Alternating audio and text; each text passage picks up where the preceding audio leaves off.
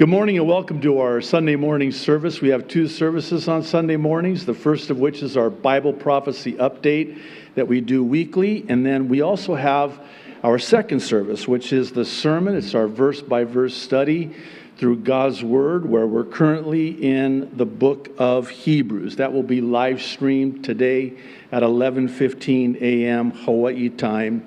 Today, we're going to look at a life-changing truth concerning Jesus taking all of our guilt and shame in order that we would not be crushed under the weight of the devil's guilt and condemnation. I do want to warn you that this is a teaching that Satan does not want you to hear, and will do everything he can to keep you from hearing it because he knows it's life-changing. And that's not hyperbole. I really mean that. It is life-changing. Also, for those of you that are watching by way of Facebook or YouTube, we would encourage you to go directly at this time to jdfarag.org for the uncensored and uninterrupted entirety of the update. And one last thing before we get started, please stay with us to the end for an important announcement regarding the religious exemption letters we announced last week. So that'll be at the end of the update today. All right, let's get to it. You ready? Okay. Yes, you are. Well, for today's update, I'm going to be borrowing again from another well-known idiom. This time it's that of striking while the iron is hot. To strike while the iron is hot is to immediately seize upon an opportunity when it's presented, because if you don't, you'll miss it and it'll be too late. Dare I say that this is exactly what's before us today. Not only with everything that's happening, but the swiftness with which it's happening.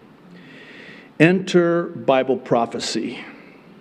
And what we're told with specificity will happen at the time of the end, when said opportunity is seized upon, namely that of the seizing upon a global governance mandating that all its global citizens comply under the auspice of those who defy will die.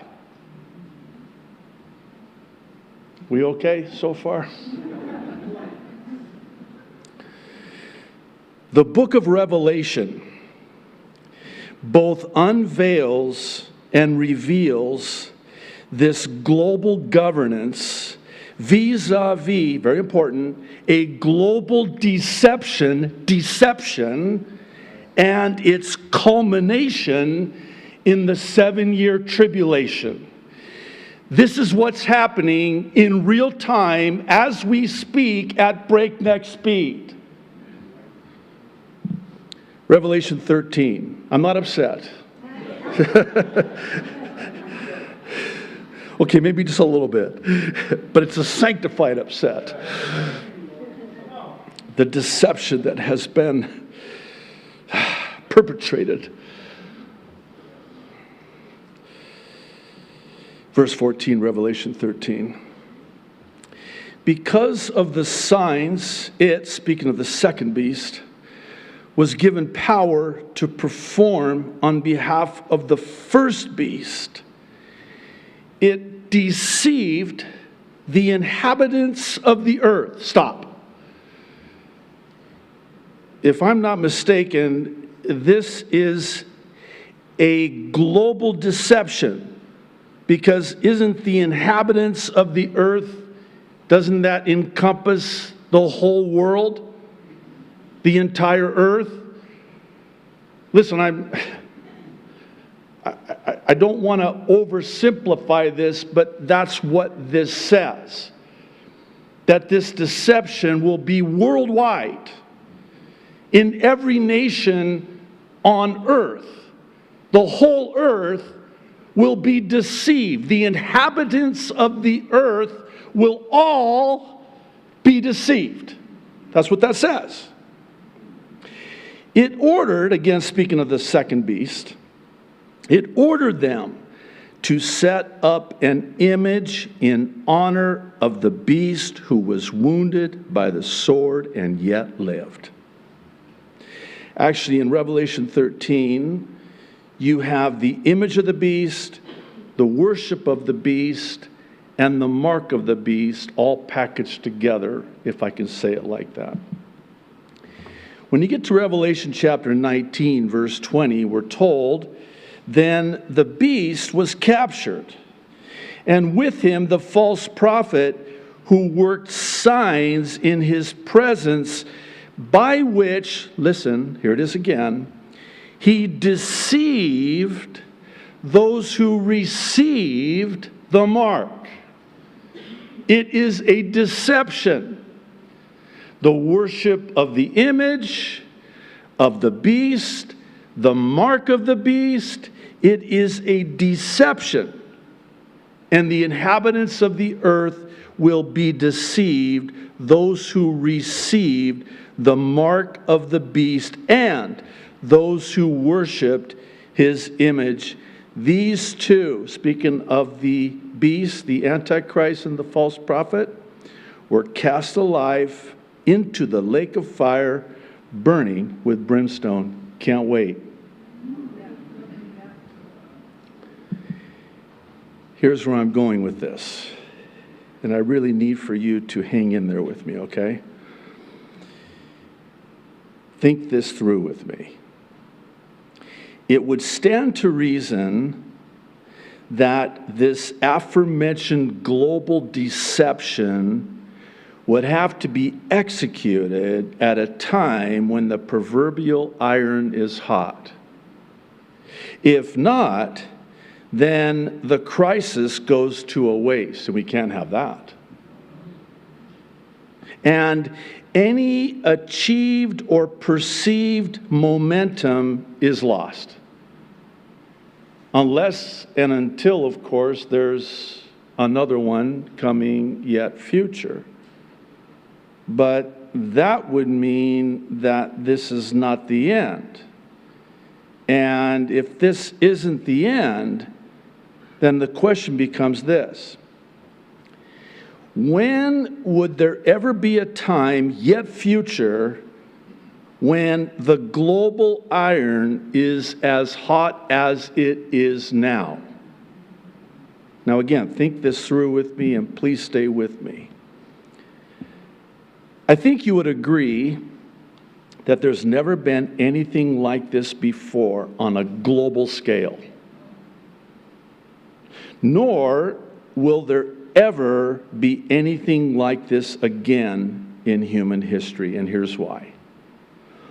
All the nations on earth have never before been in lockstep together concerning a global crisis as they are presently.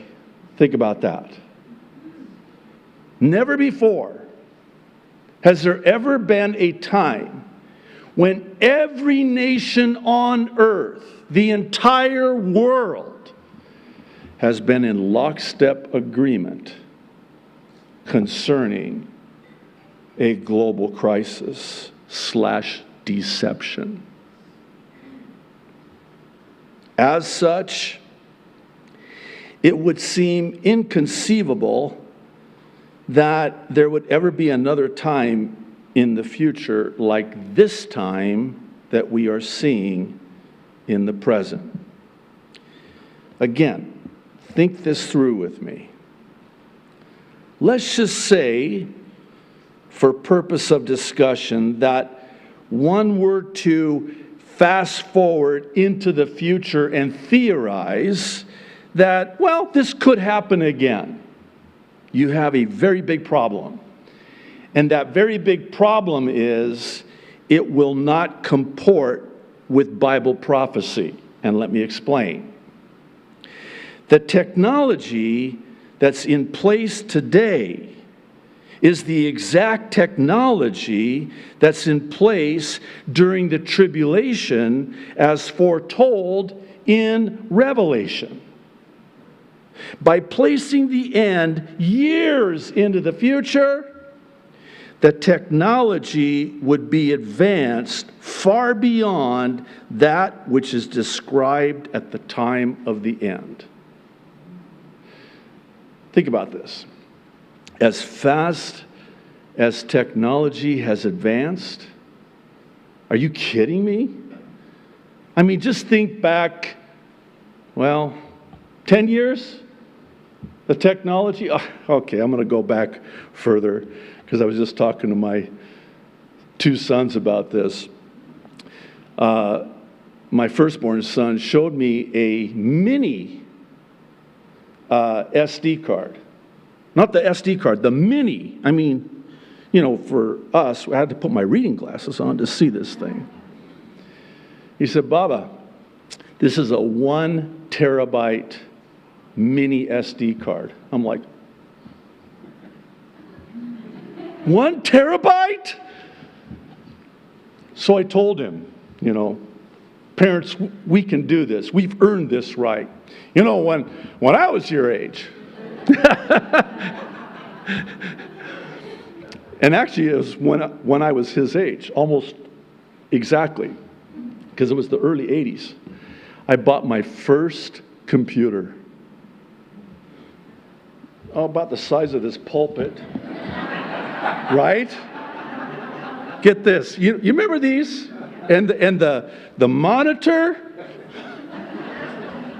And it was monochrome, and it was this big. You're like,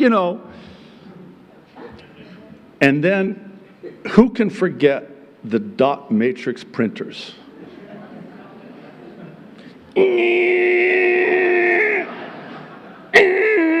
I mean, I told him, I said, Elias, it didn't even have a hard drive. It had 2 floppy disks that you inserted in. I remember my first computer with a hard drive. You ready for this? Wait for it. 20 megabytes. I'll never fill that up. And he's showing me a little itsy bitsy card with 1 terabyte. Okay, how many years ago was that? You fill in the blanks. Let's just go that far into the future. Look how far technology has come, how much technology has advanced since then. And let's go to the other side of that. What in the world would we have by way of technology? Well, whatever it is, it exceeds the technology that is described in the book of Revelation. Do you realize the technology described in the book of Revelation is the technology present today? Can you connect those dots? If the technology that's described in the book of Revelation, specifically that of a technology being in place that can track and trace every human being on the planet, once, of course, it's been reduced and controlled, then it can be surveilled, and everything will have a biometric ID. And they will know exactly where you are, what you're doing, what you're saying. They're already doing that. You know how they're doing that? I keep telling my son, I say, maybe whoever is listening in on my conversations, maybe they'll get saved. One day we were talking, I'm like, and Jesus died for our sins. You never know. Hey, Jesus died for them too. All those 3-letter agency people. But I digress.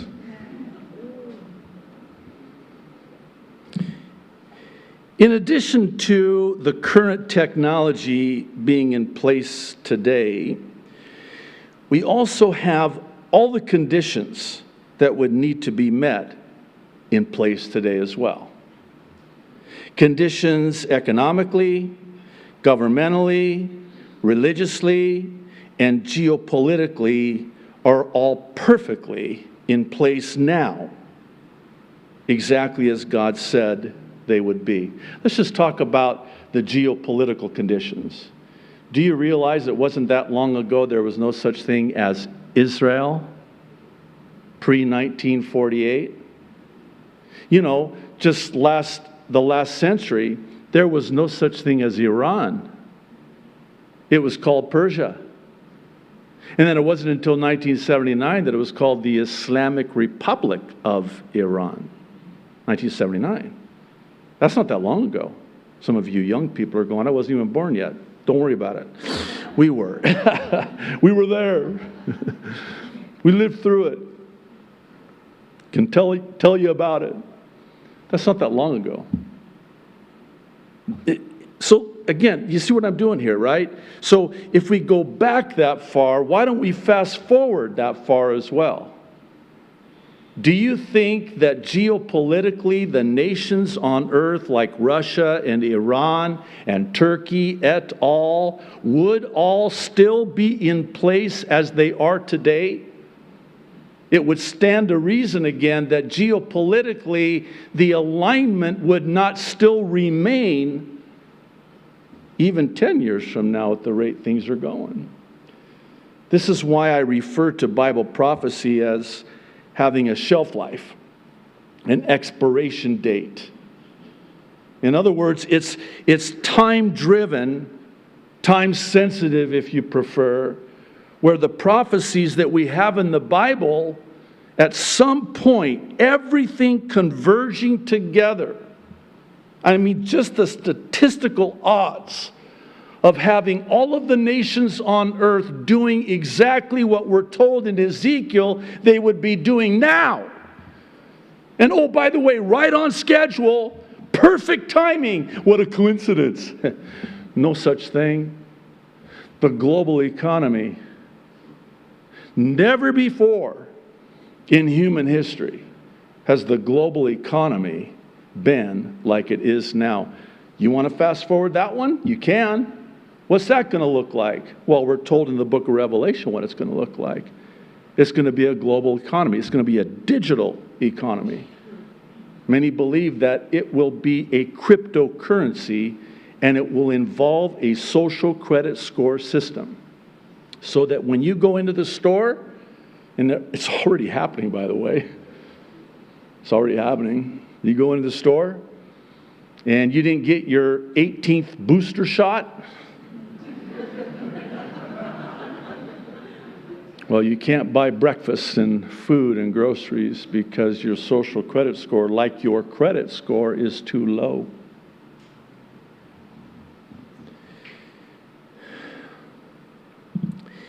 This is why the iron is hot now, and the time is now, and the enemy has to strike now. Revelation 12, the second part of verse 12 says, "Woe, a curse, grief, sorrow to the inhabitants of the earth." Why? And the sea. Why? For the devil has come down to you having great wrath, because he knows that he has a short time. He doesn't have much time left. Oh, would to God that Christians also knew that they had but a short time. In other words, you better strike while the iron's hot, because the time is now. If you'll kindly allow me to, I want to expound on this with just two reasons as to why it is beyond any reasonable doubt the time is now and the end is here. You'll forgive me, but I have tremendous difficulty with those who talk like, I'm trying to be careful here, it's not on my notes, as you can tell. Please help me, Lord. I have considerable difficulty with those who talk like this isn't the end. We're gonna be here for who knows, how long. And again, you'll forgive me. Talk of, well, the generations that follow. Generations that follow? Well, the generations that follow are going to exist in a world that exceeds what we're told in the Word. I don't see that. I think about what Jesus said. Unless those days had been shortened, no flesh would survive. It's like God had to say, hey, if I let this go any longer, they're going to completely destroy the entirety of the world. Well, we're going to go ahead at this time and end the live stream on YouTube and Facebook. And for those that aren't already at the website, we'd encourage you to go there now.